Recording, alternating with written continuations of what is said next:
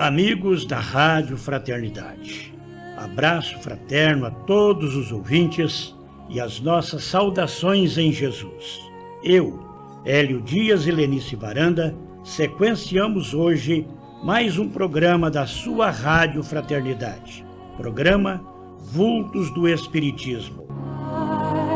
Vamos homenagear as grandes figuras do Espiritismo no mundo e no Brasil. Personalidades fundamentais na decodificação de nossa doutrina espírita e sua divulgação. A contribuição destas personalidades para o planeta Terra e o mundo espiritual reforçam a nossa convicção. A terceira revelação de Cristo é a porta para a grande renovação de nossa constelação crística. O programa será em capítulos semanais, apresentando a vida e obra de grandes mestres do Espiritismo. Ave Cristo para os vultos do cristianismo. Biografia Bezerra de Menezes, uma série da vida e obra de Bezerra de Menezes em capítulos semanais. Há situações que constituem a nossa prova aflitiva e áspera, mas redentora e santificante. Perdoemos as pedras da vida pelo ouro da experiência e da luz que nos oferecem. E, sobretudo, armemo-nos de coragem para o trabalho, porque é na dor do presente que corrigimos as lutas de ontem, acendendo abençoada luz para o nosso grande porvir. Capítulo 4. Bezerra de Menezes e sua contribuição para o Espiritismo no Brasil.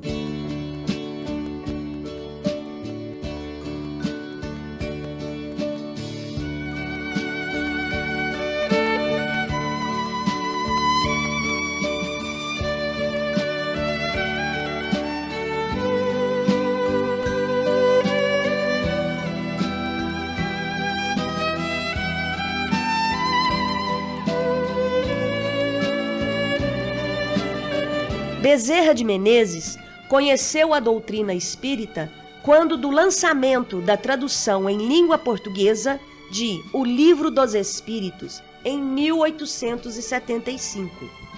Um exemplar lhe foi oferecido como dedicatória pelo seu tradutor, Dr. Joaquim Carlos Travassos.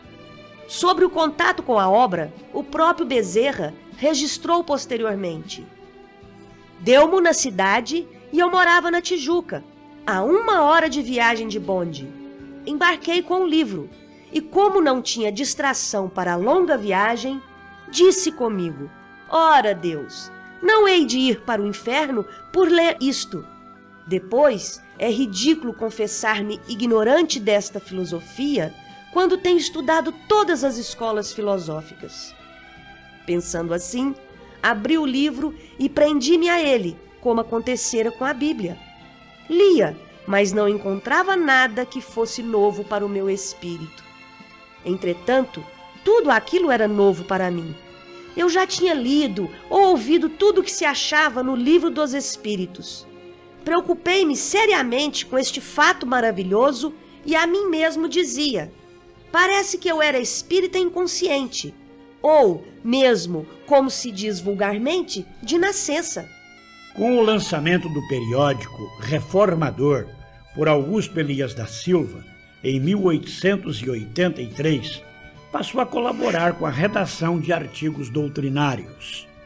Após estudar por alguns anos as obras de Allan Kardec, em 16 de agosto de 1886, aos 55 anos de idade, Bezerra, no Salão de Conferências da Guarda Velha, no Rio de Janeiro, em longa locução, justificou a sua opção em abraçar o Espiritismo. O evento chegou a ser referido em nota publicada pelo O País, informando o grande público ouvinte, conforme os seus biógrafos, entre 1.500 e 2.000 pessoas. No ano seguinte, a pedido da Comissão de Propaganda do Centro da União Espírita do Brasil, Bezerra de Menezes inicia a publicação de uma série de artigos sobre a doutrina em O País, periódico de maior circulação da época.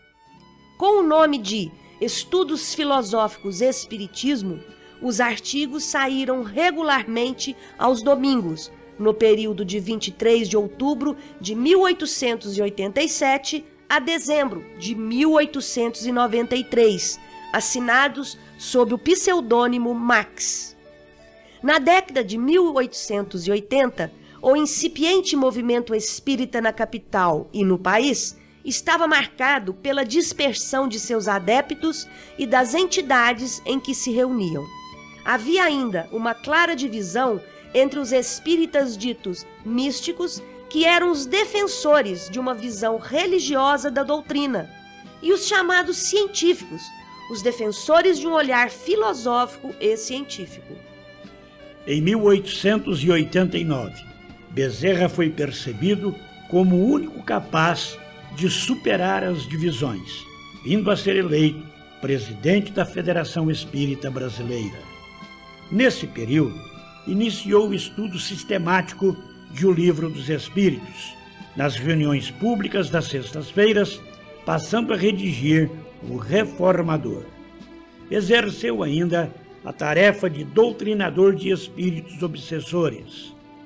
Organizou e presidiu um Congresso Espírita Nacional no Rio de Janeiro, dia 14 de abril, com a presença de 34 delegações de instituições de diversos estados. Assumiu a presidência do Centro da União Espírita do Brasil a 21 de abril e, a 22 de dezembro de 1890, oficiou ao então presidente da República, Marechal Deodoro da Fonseca, em defesa dos direitos e da liberdade dos espíritas contra certos artigos do Código Penal Brasileiro de 1890.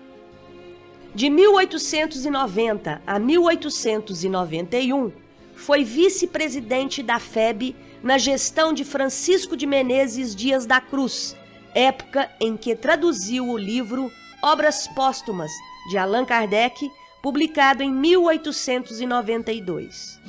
Em fins de 1891, registravam-se importantes divergências internas entre os espíritas e fortes ataques aos exteriores ao movimento. Bezerra de Menezes afastou-se por algum tempo, continuando a frequentar as reuniões do Grupo Ismael e a redação dos artigos semanais em O País, que encerrou ao final de 1893.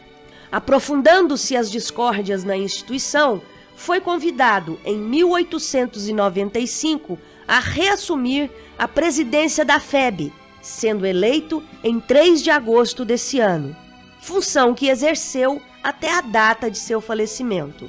Nesta gestão, iniciou o estudo semanal de O Evangelho segundo o Espiritismo. Bezerra fundou a primeira livraria espírita no país e ocorreu a vinculação da instituição ao Grupo Ismael e a assistência aos necessitados.